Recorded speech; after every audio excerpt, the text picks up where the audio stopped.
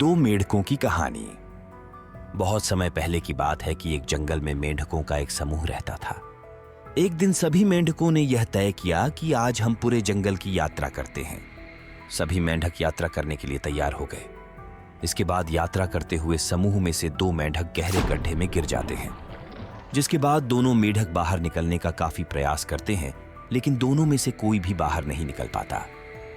यह सब देखकर गड्ढे के बाहर उन दोनों मेंढकों के साथी तेज आवाज में चिल्ला रहे थे और आपस में बात करते हुए यह बोल रहे थे कि तुम्हारी कोशिश करना बेकार है। तुम कितनी भी कोशिश कर लो, गड्ढे से बाहर नहीं निकल पाओगे। गड्ढे में मौजूद दोनों मेंढकों में एक मेंढक गड्ढे के बाहर सभी मेंढकों की यह बातें सुन रहा था। यह बातें सुनकर गड्ढे में मौजूद मेंढक बहुत निराश हुआ और गड्ढे से बाहर निकलने का प्रयास छोड़ दिया और निराश होकर अपने प्राण त्याग दिए।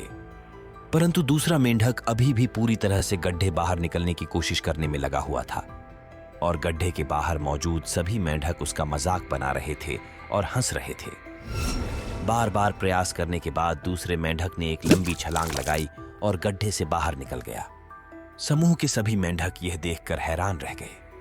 जब सबने पूछा कि उसने ये कैसे किया, तो उस मेंढक ने जवाब दिया, वह बहरा है और वह बाहर निकलने की कोशिश कर रहा था कि उसे लगा बाकी सभी मेंढक उसे उत्साहित करने के लिए उछल रहे हैं। कहानी की सीख।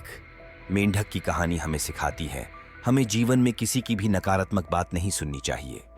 दूसरों की नकारात्मक बातों में ध्यान देने की बजाय अगर हम सकारात्मक सोच के साथ प्रयास करें तो अपने कार्य में सफल हो सकते हैं।